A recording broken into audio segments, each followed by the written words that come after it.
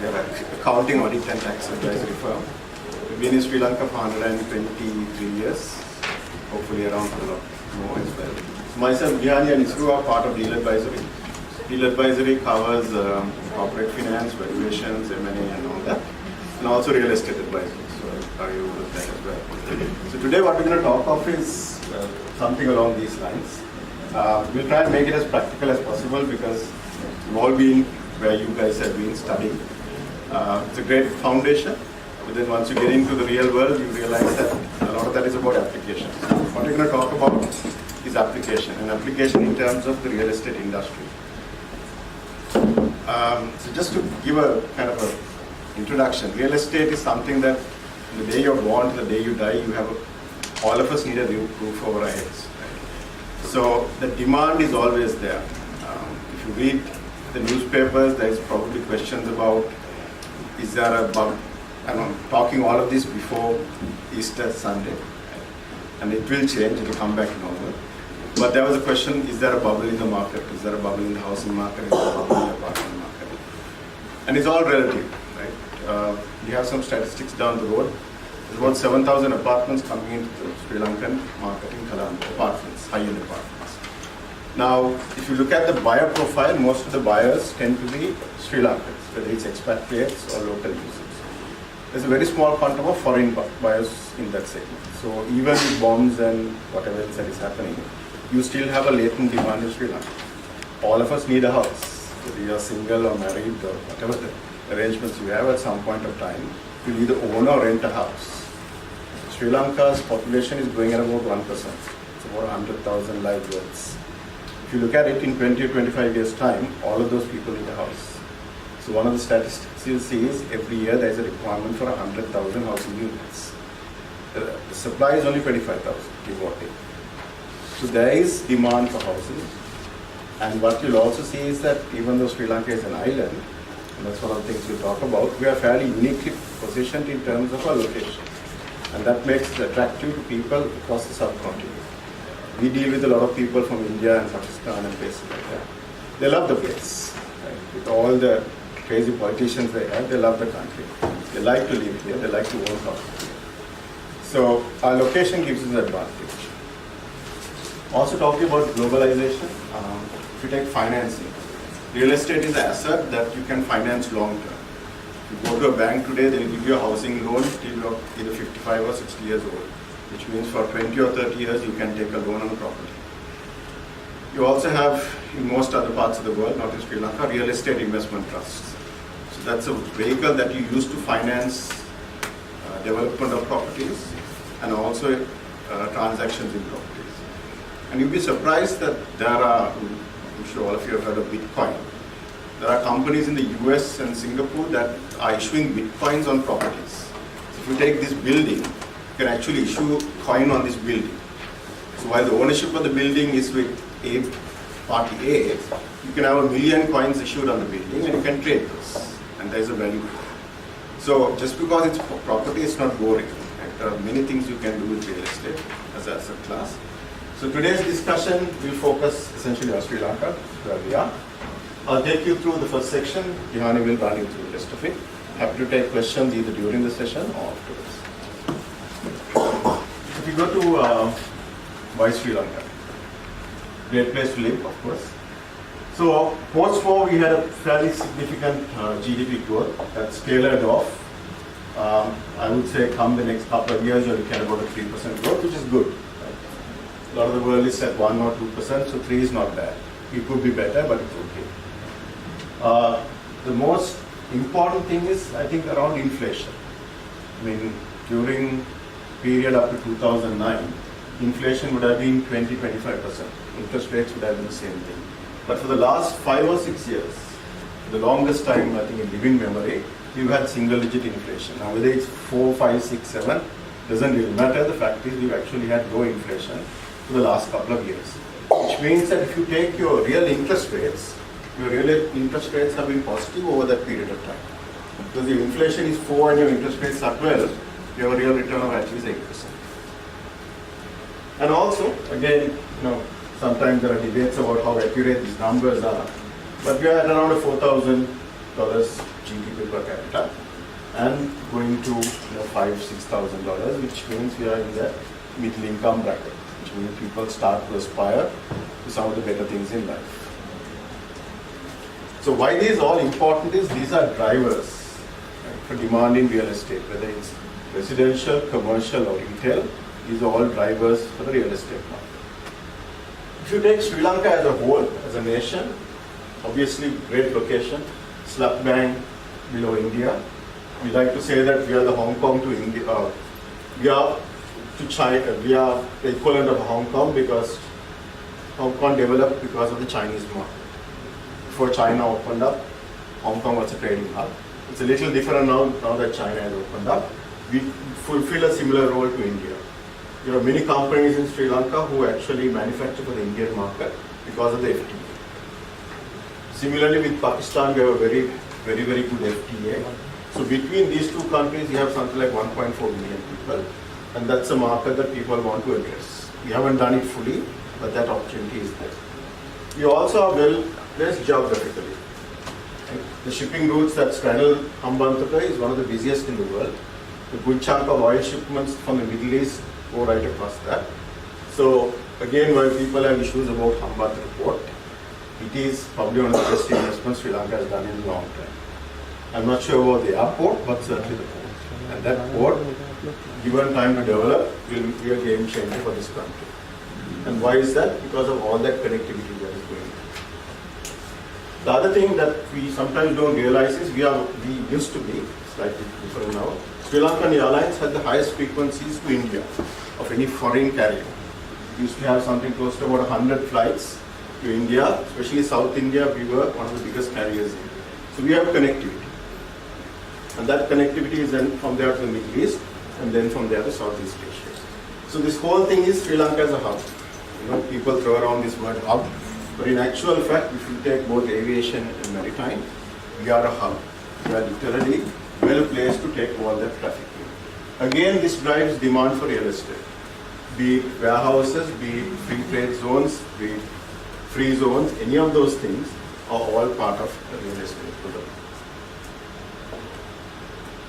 The other thing that attracts businesses to Sri Lanka, again this is an area we can improve, is in terms of ease of doing business or the human development angle of Sri Lanka, or in terms of economic freedom. In most of these rankings, Sri Lanka is certainly ahead of our South Asian neighbors, which is not a very high threshold.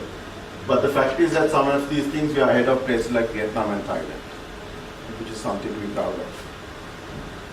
There are areas we can do better, and there was actually a committee some time back that was trying to get this down to the low 60s and 70s, trying to make things easier for businesses to set up and reduce the regulations.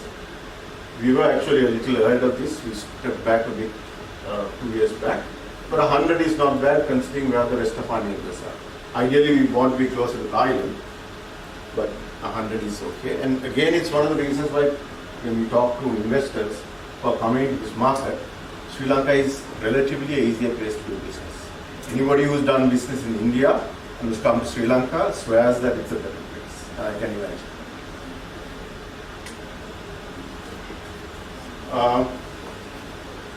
So part of this is also that the government has a role to play. And that's not just giving subsidies. The goal of government is to ensure that the regulatory and legal environment is both stable and enforceable. So some of the things that give us advantages, we have a large number of double tax treaties, which means that if a foreigner is investing into Sri Lanka, they are not taxed in both locations. Transparent legal networks, that is improved in the last couple of years. We've been fairly consistent in our foreign investment policies. The Board of Investment has been there for more than 40 years. They are the facilitator for any foreign investment in Sri Lanka. We've stopped giving tax holidays in the last 5 years or so, but that was on the premise that Sri Lanka was an easier place to do business compared to the rest of the region. Now, when investors come down, they say, why no tax holidays? We say, well, Sri Lanka is a relatively easier place to do business.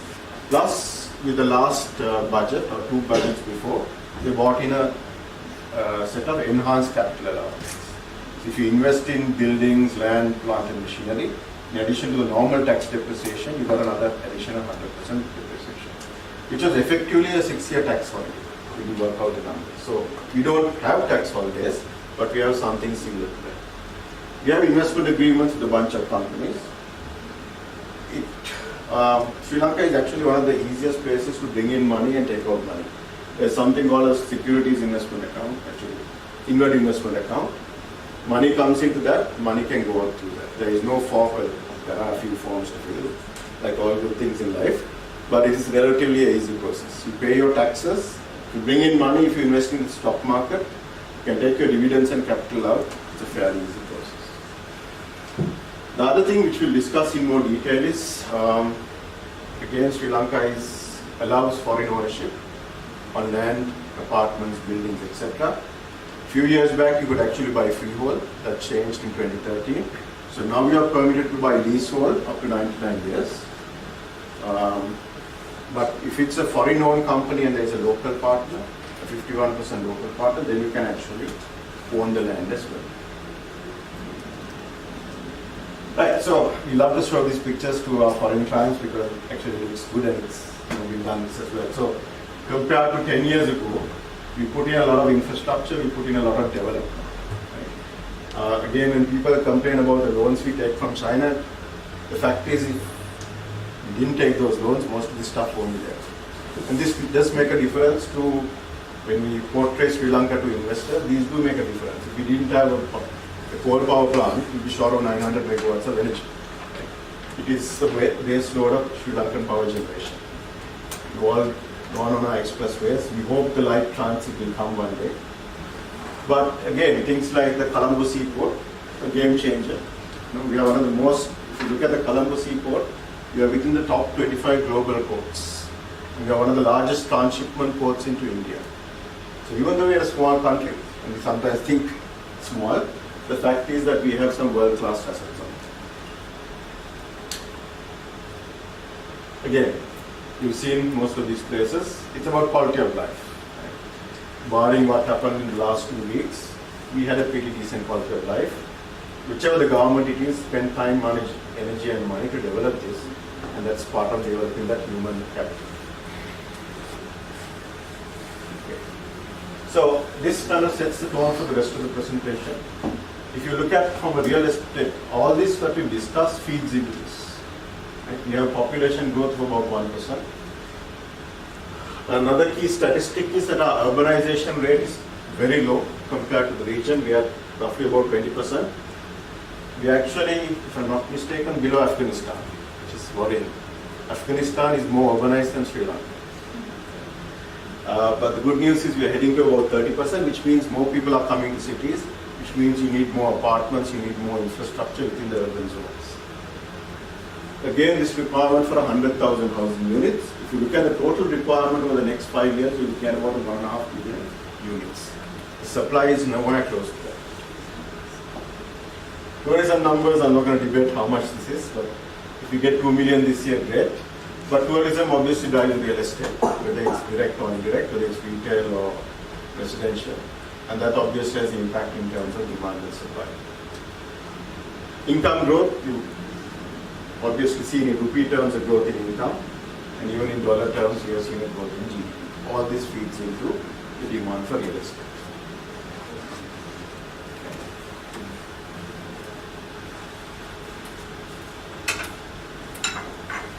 So the first whole chapter was basically talking about how unique Sri Lanka is in terms of attracting FDIs, in terms of getting foreign investment into the country.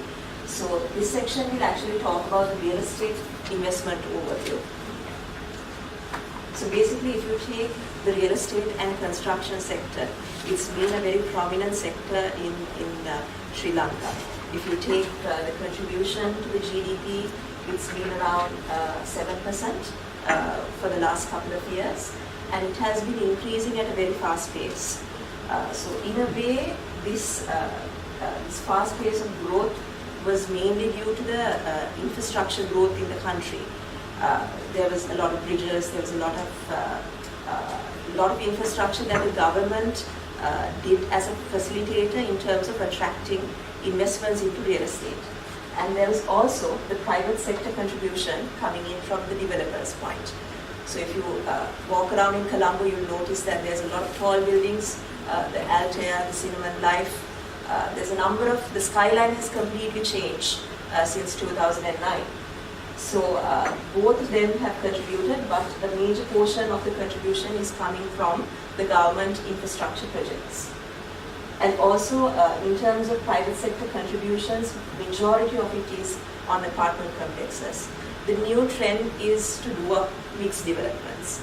That is a portion of apartments, a portion of commercial office space or retail space to complement the overall development and the footfall into each development. So the sector itself has been contributing a lot to the country's development. In terms of FDIs, over the years, if you really look at it, there's been a lot of FDIs coming into the sector. China, India has been like dominating and bringing in a lot of money into the country. Over the years, if you take a look at it, certain years there was like a drop in the FDIs, mainly due to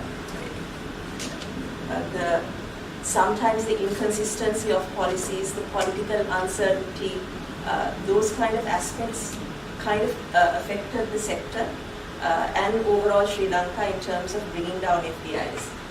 But the good news is in 2018, we've been able to attract about 2.4 billion of FDIs into the country. And also the Hambantota port, the money coming in, and also the oil refinery money coming in.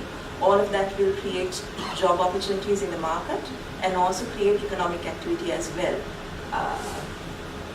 And mainly over the past, if you really look at it, it has been China that has been bringing down most of the money, and India as well. Another very important fact that we have to look at is the regulation side of things. Are foreigners allowed to invest in real estate in Sri Lanka? The question for it, the answer for that is they're not allowed to invest on freehold property, but they can invest on a leasehold basis. So going up to 99 years. So freehold ownership is prohibited. Only certain exemptions are there. On condominium properties, it's certainly welcome. Earlier there was a flow restriction. Below 4th floor, foreigners were not allowed to invest, but that has been taken off. And also companies incorporated under the Sri Lankan law, if there is a foreign ownership, that foreign ownership has to be 49%. Or in other words, the local party has to own the larger percentage of the company holding real estate assets. So that is the regulatory side of ownership of assets by foreigners, which in a way impacted in the past, but the coming slides will show you some other interesting facts as well. So if you look at the ownership laws of the country, you'll notice that in 1963 also there was a 100% transfer tax on property and sale of shares for non-citizens. So this has been there from 1960s onwards. And I believe somewhere in 2002 this was abolished and again brought in 2004. So this law was there well before 2014. And then the law got a little bit stricter because of loopholes in the system. Foreign companies were kind of using loopholes in the law in putting up companies and buying in assets for it. Because of that, there was a new law passed in, the Land Restriction and Alienation Act. So under that, they've also addressed that loophole, and they said that companies having the foreign ownership will have a certain threshold, and above it should be a 49%, which should be held by foreigners. Is this the case only for Sri Lanka? No. A lot of countries have this law in place simply because of national interest. We're a small country, we have a very small land base. So the government obviously has to be concerned on the locals as well. So places like Thailand, places like Dubai, places like Hong Kong, there are restrictions on foreign ownership of lands. Singapore, it's a different case. Singapore, there's no restrictions, but only on residential property there is a restriction. From that also, flats and condominiums are not included, which means foreigners can own condominium units in Singapore. In Thailand, foreigners cannot hold. They can go up to a lease period of 30 years in terms of owning assets, and it can be renewed after that period. So there is a lot of material on these slides. We'll be giving these presentations to you. You can read through it and understand how different markets have this law. And on Dubai, it's the same case. Dubai also, there is restrictions on foreign ownership. In Hong Kong, the state owns all the land. If a developer or anyone wants to obtain a land, they have to pay a leasehold or a rent to the government, which will come in as a government revenue. So laws are there for every country, but all of our near neighborhood, the peer, your immediate South Asian countries, all of them have seemed to generate a lot of FDIs, irrespective of this law. So it should not keep us from attracting FDIs as well. This talks about the number of foreign companies that are there in Sri Lanka as developers.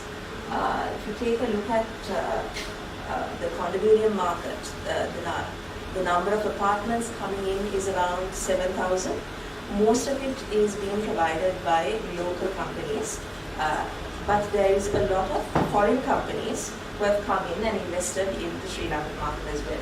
Most of these projects were committed during the 2011-2012 time period, but we've also seen new additions coming into the market like Trizon and Marina Square. So all of this is supply after 2020. So this talks about the supply which will come by 2020. So there's companies like Havelock City, which is a Singaporean parent company, and then Destiny, which is a Pakistani company and has nearly 33 years of experience in real estate in a number of countries. Altair, which is an Indian company, a long history of over 100 years.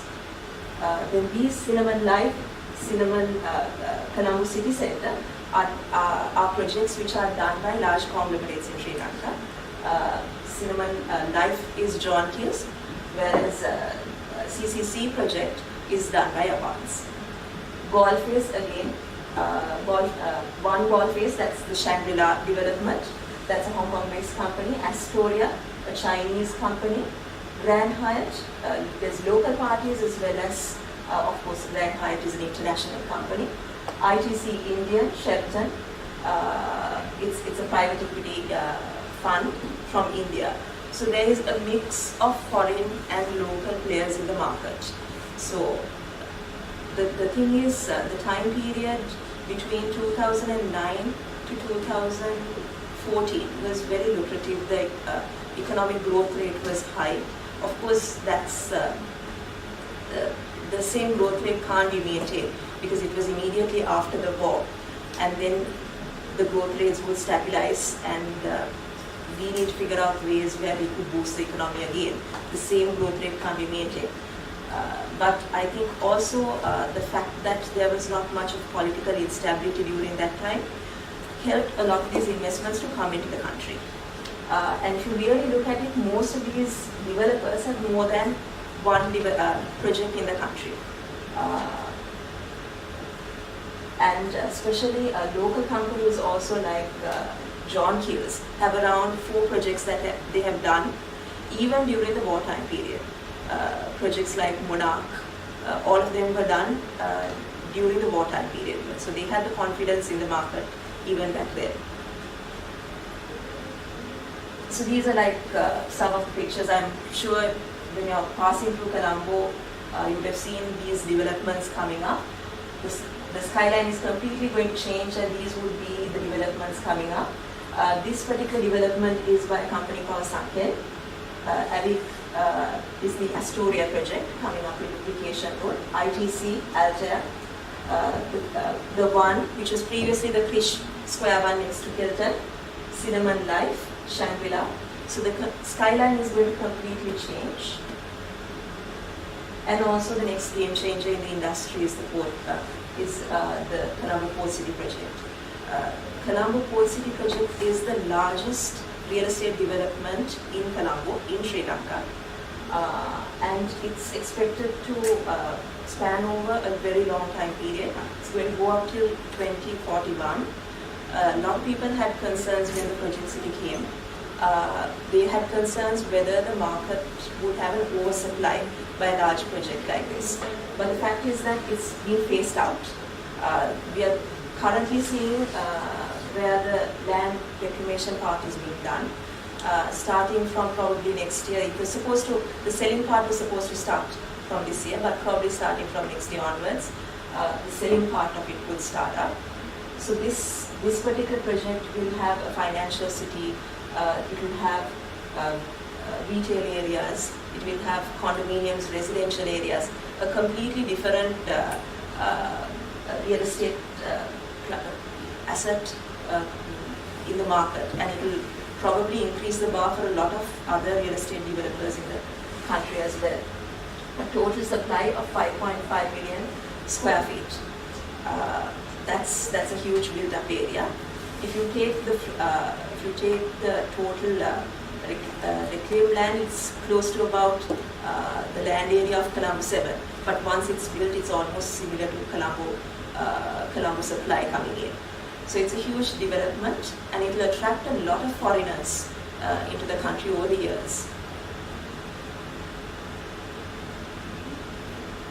This section will I'm planning to give you a brief outlook of how the main real estate classes have been performing after 2009. All of this in a way matters because if it is a foreign company coming in, they would want to know how the industry is and how each real estate class is. What is the supply, what is the demand, and whether it's the right time to enter. Apart from all the facts and figures that we were talking about in the first section, which gives like a highlight on how attractive overall Sri Lanka is.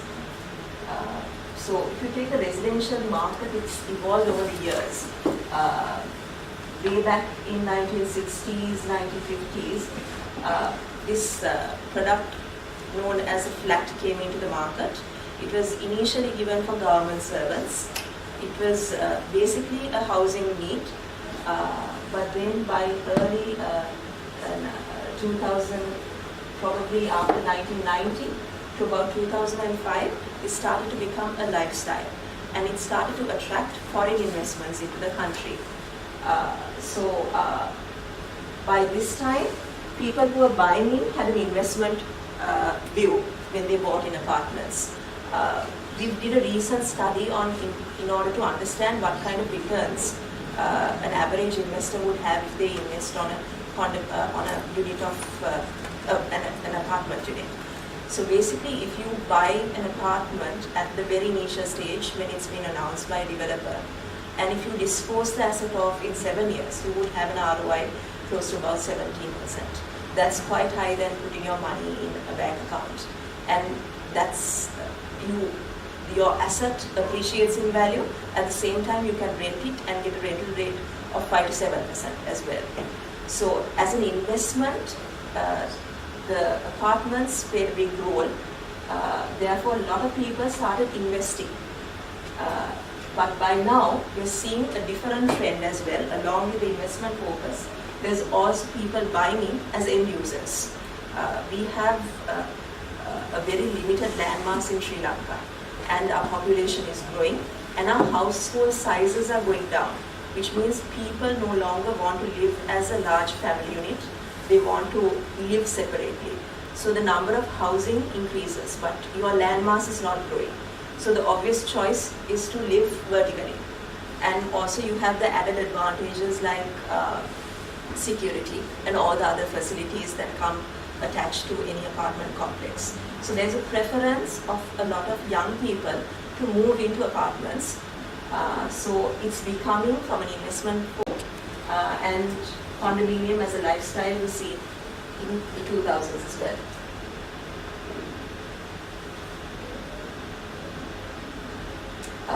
Mainly the demands have been coming from, if you take the luxury segment, you could break the market into three.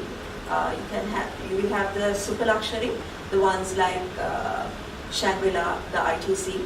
Then you have the luxury component, probably Cinnamon Life, Altair. And then you have the semi-luxuries as well, probably local developers, the prime lands. So it all depends on the pricing per square feet, so we'll be talking about it. So if you take the high end of the market, that's the luxury and super luxury, in the past, the target audience that have been buying these properties were mainly high net worth individuals, foreigners, and expatriates. So if you take the high net worth individuals, these stats actually talk about what kind of demographics there have been, and the change in lifestyles, the low interest rates that prevailed at that time, all kind of influence the high net worth individuals in buying into properties. The demands coming from expatriates and foreigners. For foreigners, condominium properties can be bought. That's the main thing, because otherwise foreigners can't buy land. So the only option for a foreigner to come and live here is on a condominium.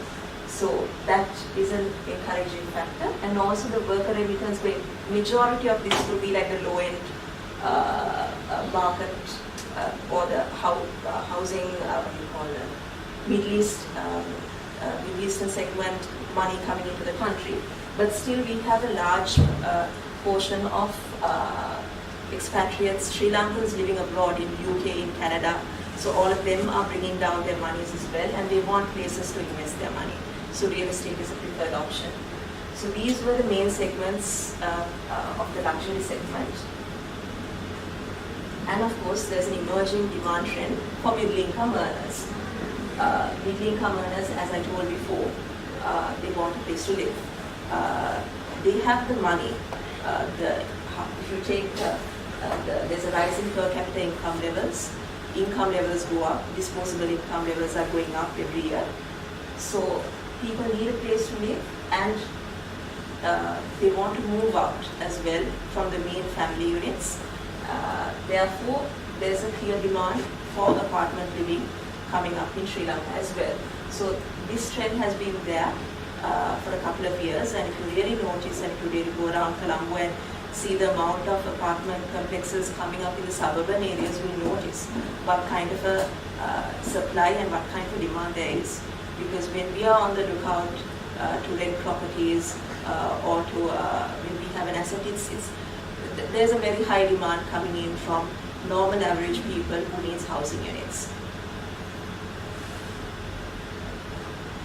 So as I mentioned before, you can segment the market into three.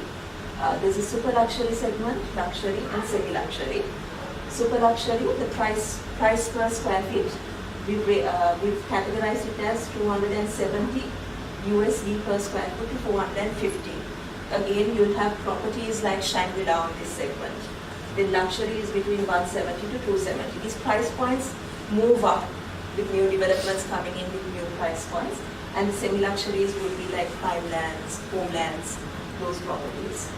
Average sizes of apartment units, average 2-bedroom would be between 700 to 1,000 square feet, 3-bedroom 1,000 to 1,300, 4-bedroom 1,300 to about even 2,500.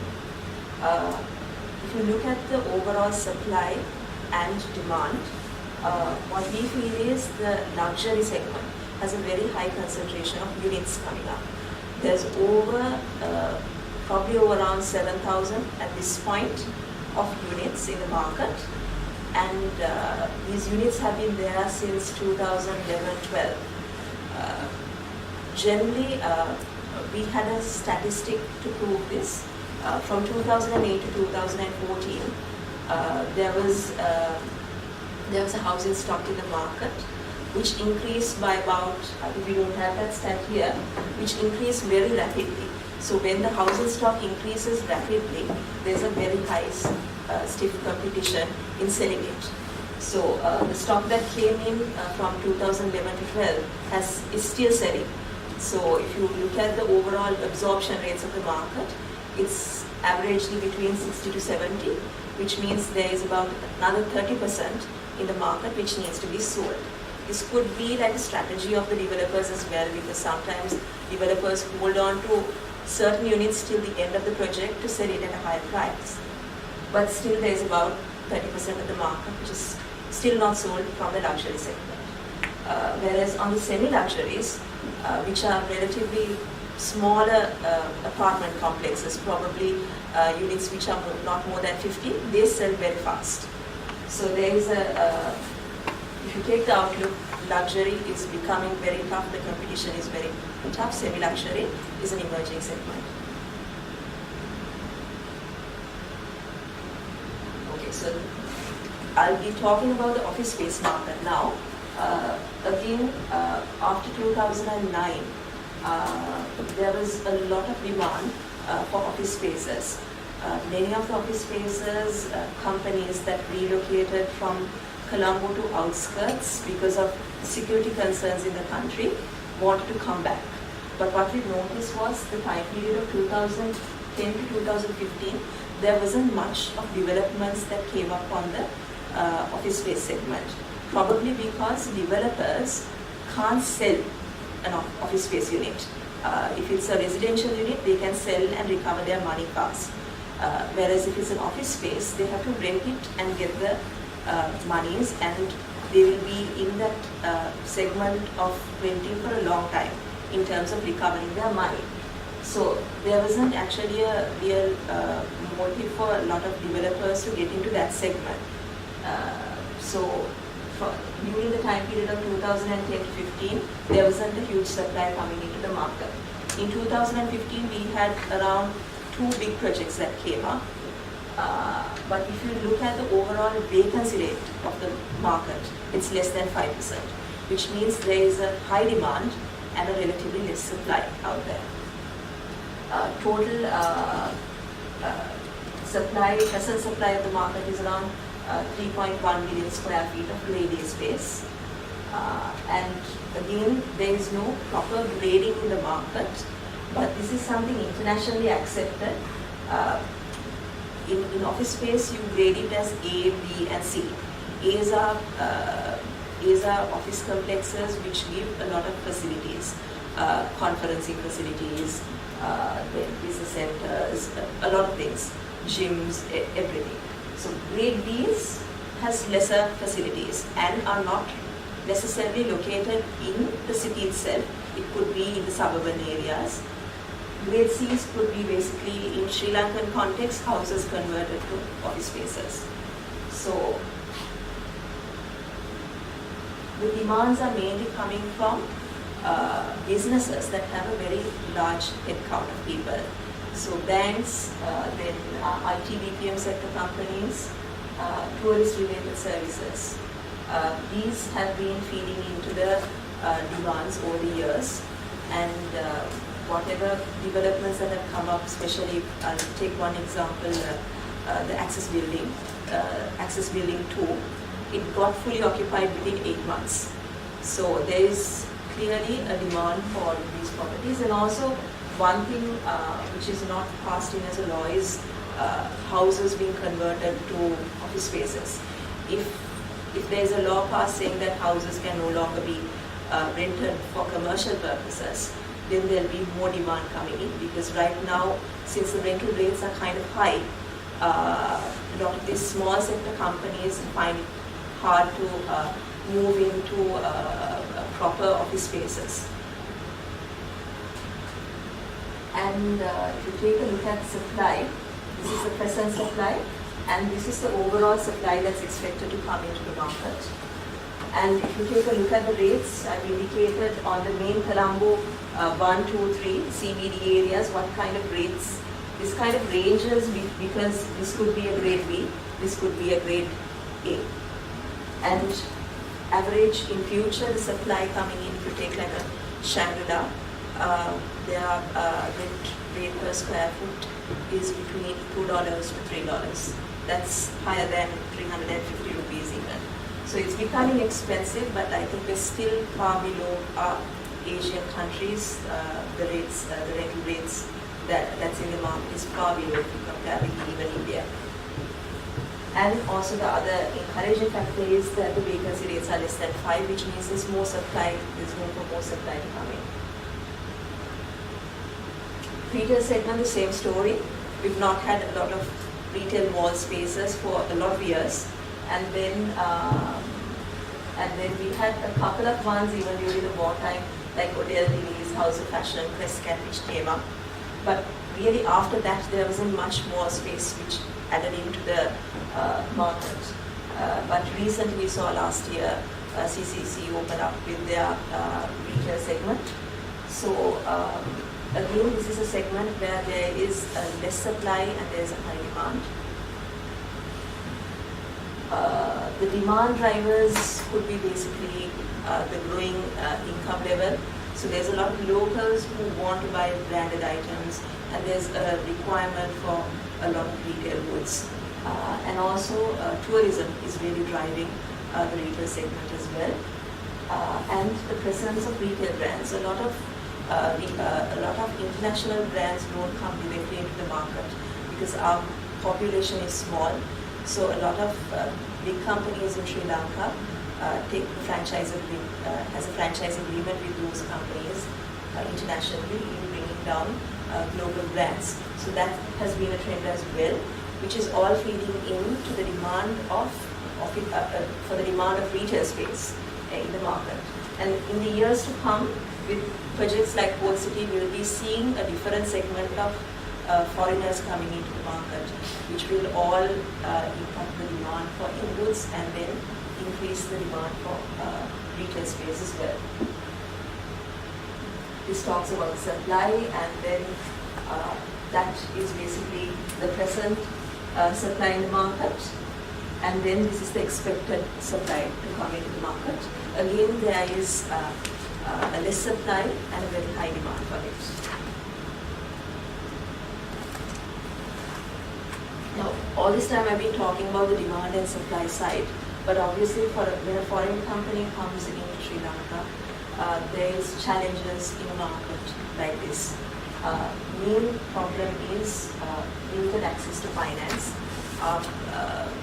We don't have sophisticated financial instruments like REITs in the market.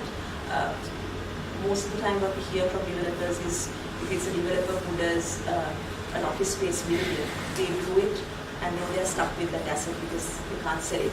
The only way they can sell it is through a broker. Instruments like REIT allows mechanisms in getting money into developers as well. So, and there's no exit route for a lot of these guys. So that's a problem because developers, what they're good at doing is developing and exiting from that and then getting into another new development. And also when they come in, their normal structure of financing is they put minimum equity and then they want financing from any of the local banks. So they have problems in getting money for their projects. And also there is lack of skilled labor because we had a war for a long time. A lot of the skilled labor, engineers, architects, a lot of them have migrated to other countries. And even at a low-level skilled workforce, we don't find a lot of people. So that's a big problem because some of the skilled labor have shifted into other means of earning income. And therefore we need to get people from other markets. Developments like Alta, they always bring down a lot of their workers from India. Chinese developers, they make sure that there is a very large portion of Chinese workers attached to a lot of these developments. So that's all because we can't find skilled labor in the market. And then change in tax structures, that's a big problem as well because if you noticed when you're walking around Colombo, you would have probably noticed there's a lot of billboards saying buy your unit before 31st March, before the VAT comes in. So there is a lot of changes in the tax regulations that indirectly impacts a lot of developers and their projects. For example, the VAT was reintroduced as an output VAT on apartment units, so that is expected to increase the price. So in a situation where you're competing to sell with a lot of your other developments in the market, that's a real big disadvantage. And also recently there were capital gains taxes and a lot of other taxes that were introduced. What we feel is over time the market would adjust for these, but immediately it might have an impact on the sales volumes and rising construction cost, which is a case for a lot of countries, but especially for a country like ours, where we bring down a lot of material. That's also a real challenge for a lot of developers. So there might be a whole heap of other challenges that developers are faced with when foreigners come into countries like ours, but these are the main ones that I've identified. So, yeah. So that's basically our entire presentation. Some questions or any discussions?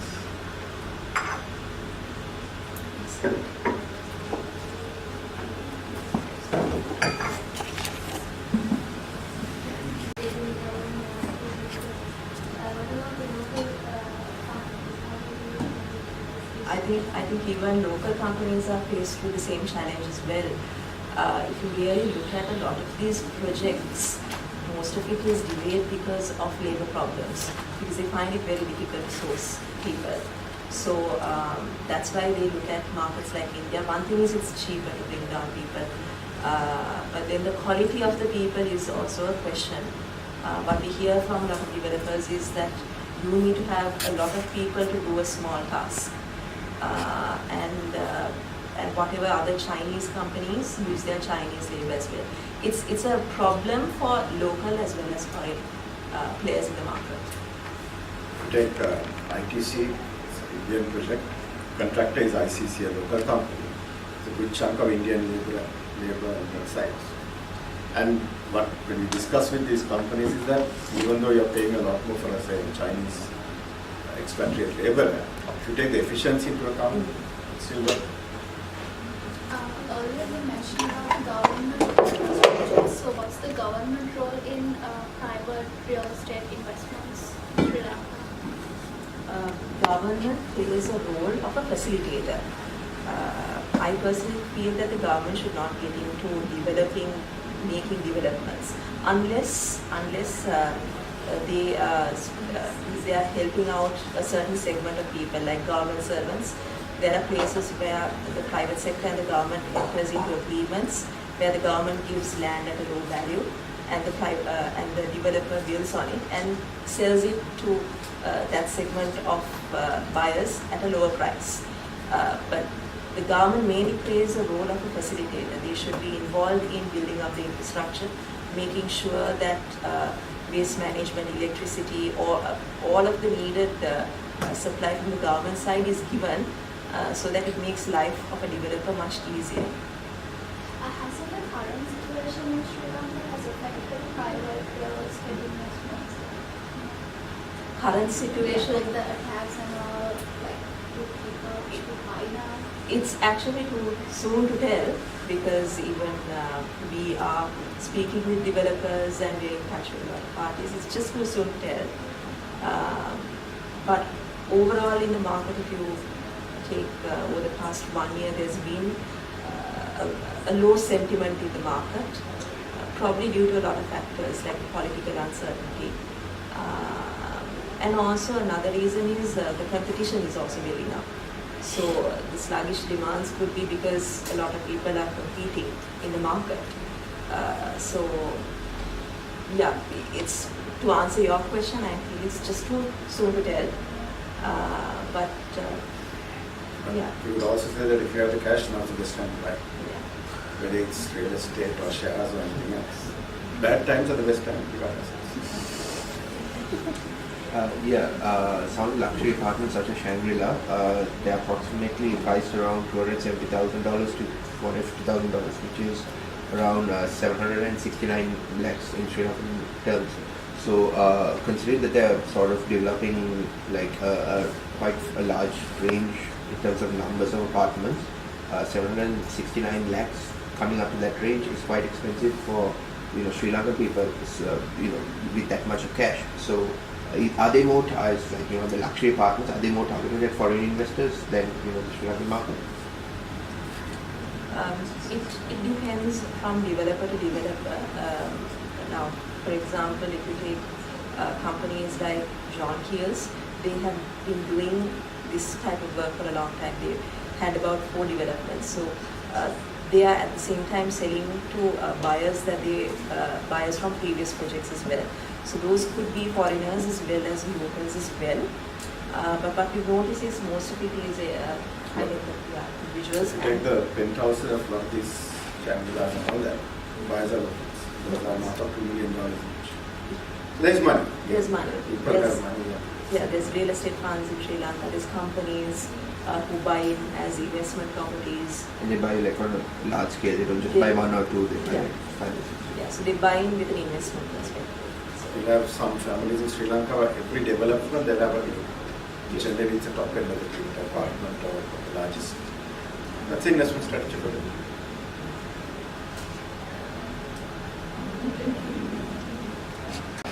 UK.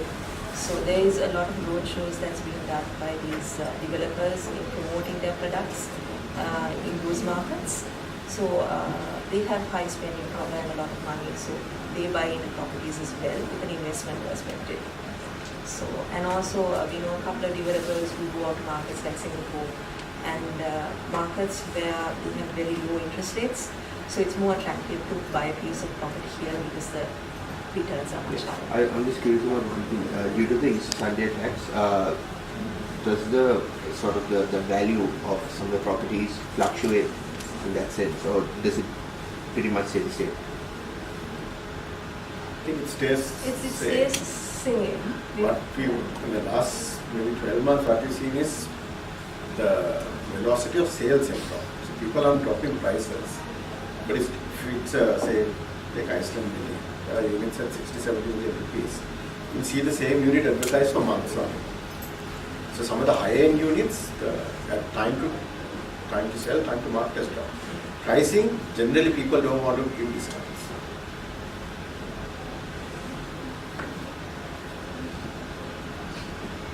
Are there only enough too many developments happening around will there be enough supply of apartments and real estate?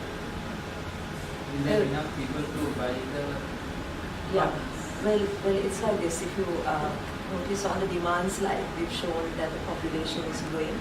It's fastly urbanizing. There's a housing need of 100,000. A gap of, that means a shortfall of 100,000 housing. Household size is coming down. For semi-luxuries, I would say yes. For semi-luxuries, there's a demand, definitely. Because people need a roof, people need a place to stay. In terms of luxury developments, there is a bit of oversupply at the moment. But what we feel is it all depends on how you market it. You need to take the product out and try to get people to come in. You can't always depend on the same segment of people that you've been selling in the domestic market. You need to go out. There's a lot of countries like Singapore where they have very low interest rates. So they are on the lookout for places to come and invest their money. Japan, Singapore, so they have very single digit interest rates. So you need to go out, developers need to go out from Sri Lanka, bringing investors. We've seen a lot of developers going and participating on real estate conferences in Maldives. Maldives is a market where a lot of people have money. So you can't really say that the supply is too much. It depends on how, if you're doing a project, you need to figure out a way to push the product as well. I think part of the problem is that because of the cost of the land and cost of the inputs, invariably the pricing structure is partly poor, which is why the real demand is in the mid-tier, 20 to 25 million apartments. You go to prime lands, generally within a few weeks to a month of a new project, they're almost fully booked up. these are small developers, 50 units, 100 units kind of thing. So those go very quickly. But if you take a cinema and life, it's about 60-70%. Then John Keels can afford to hold the stock. And sometimes that's a strategy. You hold it and sell it later because you can, if your financing cost is reasonable, you still make more money. Isn't it a disadvantage now? This apartment concept is only in Colombo.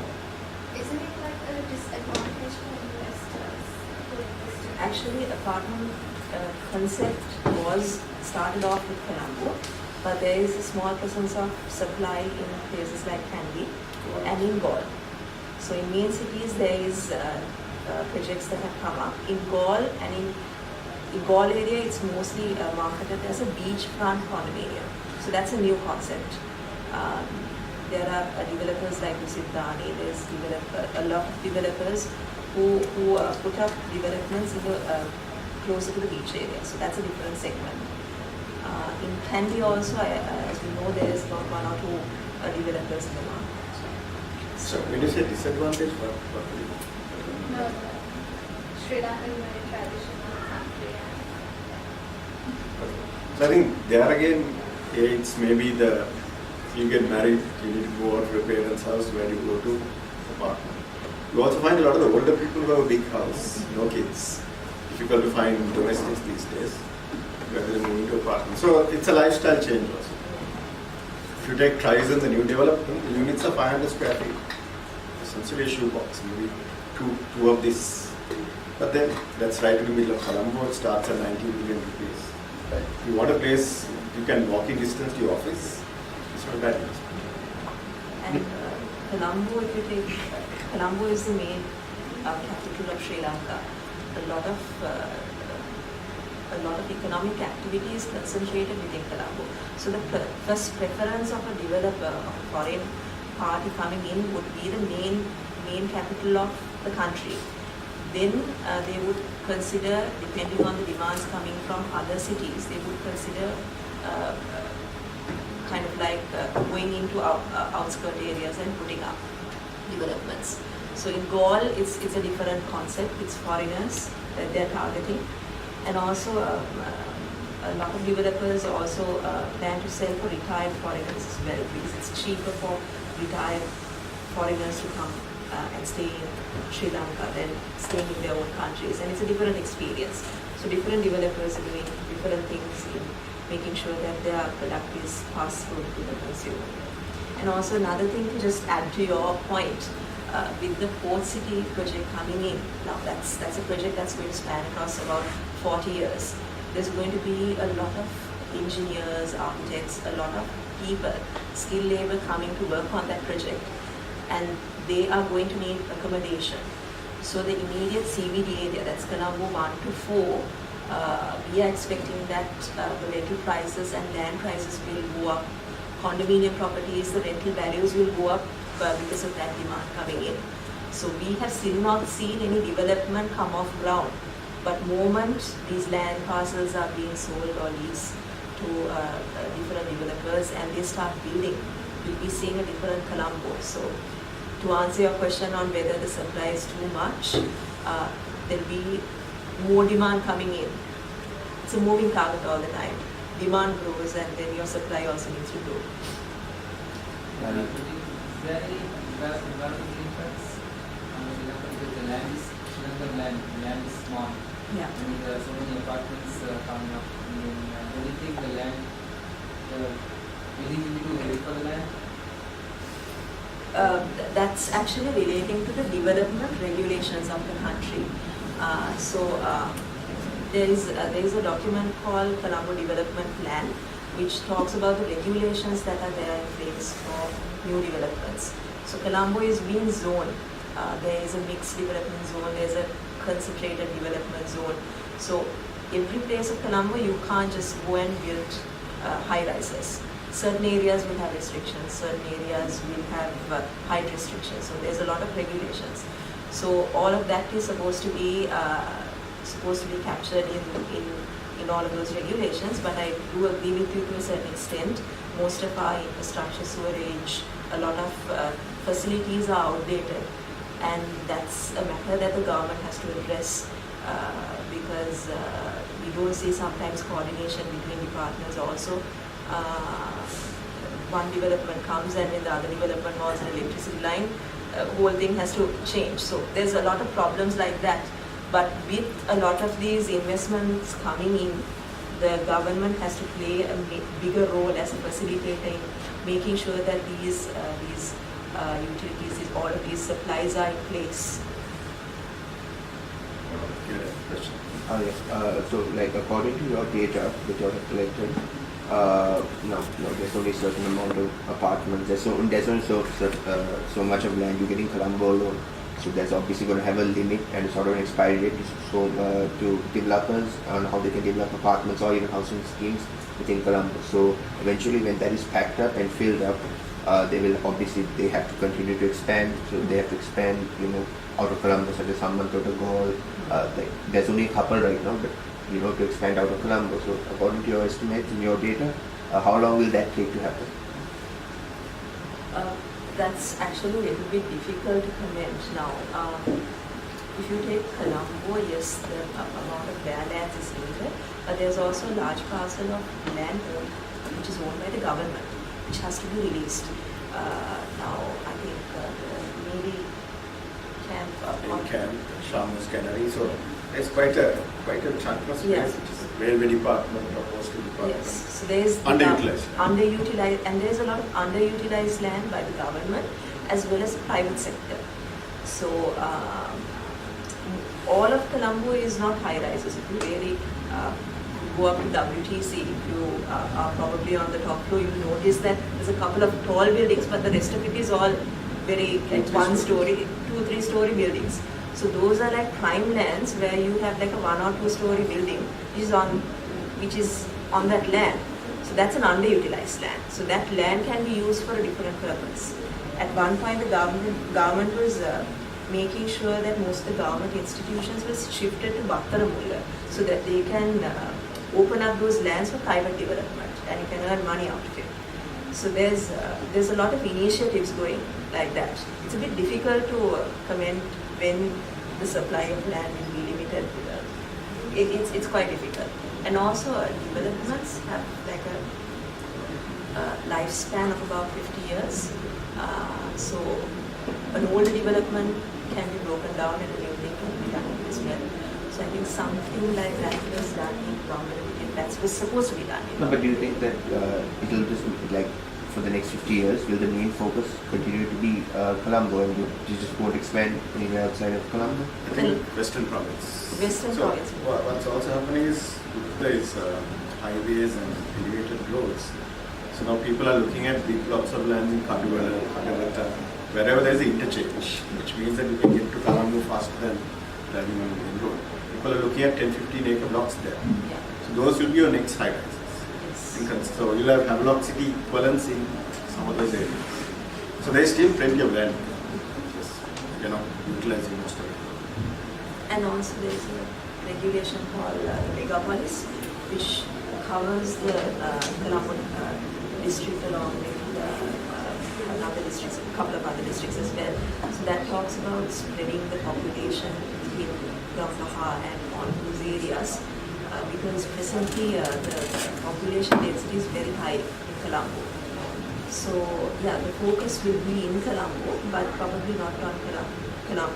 Will not be restricted to only Colombo 1 to 4. Maybe 10 kilometers, 9 kilometers away from the main CBD areas will be attractive based on price points, closer to exit and entry points of highways. Because a lot of people will want to come from outskirts, from faraway places, and they'll consider residing close to the exit entry points because it's faster for them to get to Colombo if they are commuting on a daily basis for work or education or something. So there's opportunities like that arising as well. On your point, so in Jaffna there is one apartment development which didn't work out well. So I suppose it depends on local culture and From what I know, that the candy, I believe there's one of those two, even they are not really They're fully not sold. shipped, yeah. So people take time to get used to it.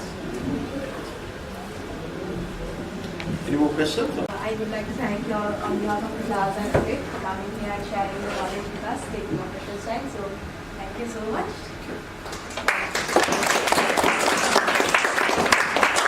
All the best for your exams and look forward to seeing you in the job market. That's all. Will you be able to share